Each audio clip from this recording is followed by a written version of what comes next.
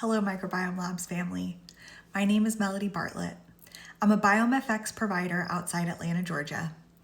In the last year, I've used 165 BiomeFx stool and vaginal test kits to help my clients understand their gut and vaginal microbiome's contribution to health and disease. BiomeFx whole genome sequencing is my go-to biological characterization tool for microbial ecosystems. When it comes to commercialized testing, there's this challenge because we're in the genomic era. Innovation in testing is at hyperspeed, and what was the most sophisticated way to characterize a microorganism, qPCR, is now not the most sophisticated way to characterize an ecosystem. By looking at an ecosystem through whole genome sequencing, I can understand the dynamics and thus the relationships in these communities. By understanding not just the genes that unite microorganisms within the same taxonomy, i.e. their genus, species, but also their strain. Their strain tells us genes that separate them from their genus in ways that have to deal with how they perform, i.e. their function. And this allows me to understand their metabolic influence on the gut microbiome.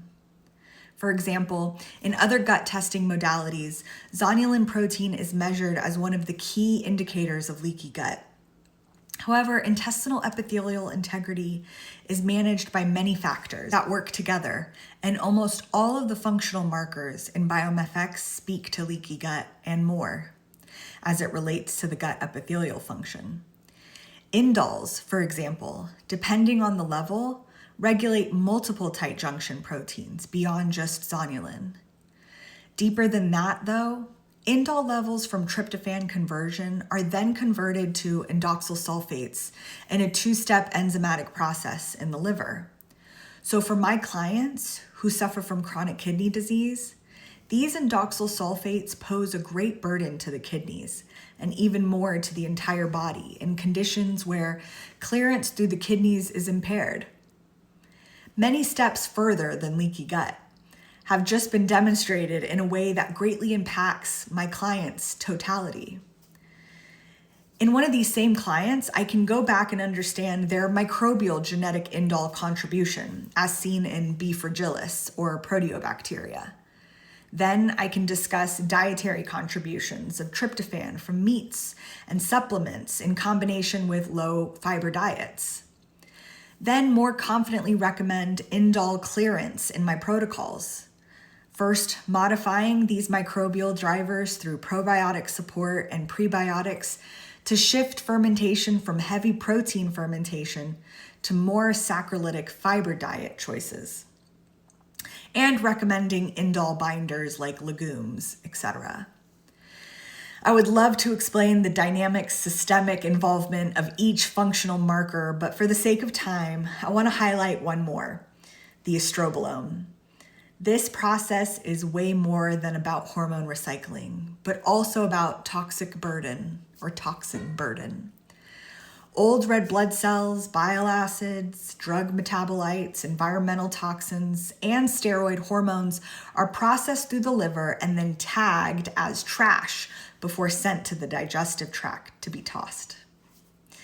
An enzyme made by certain strains of bacteria cut that tag off, thus removing the signal to be tossed.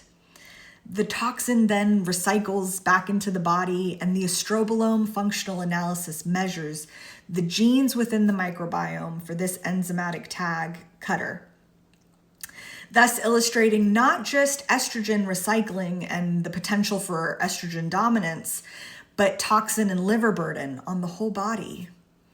This greatly influences my protocols and tailors my clients' needs for microbial remediation with HU58 to competitively disadvantage these microbes, but also lower their burden in influencing the gene pool.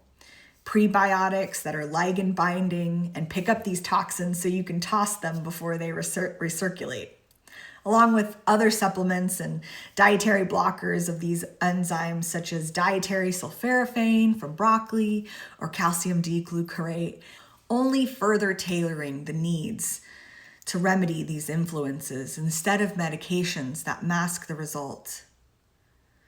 The contribution of bioinformatic data from BiomeFx is immense, And in this genomic era, the contribution to science is happening constantly to facilitate our understanding of these dynamic relationships.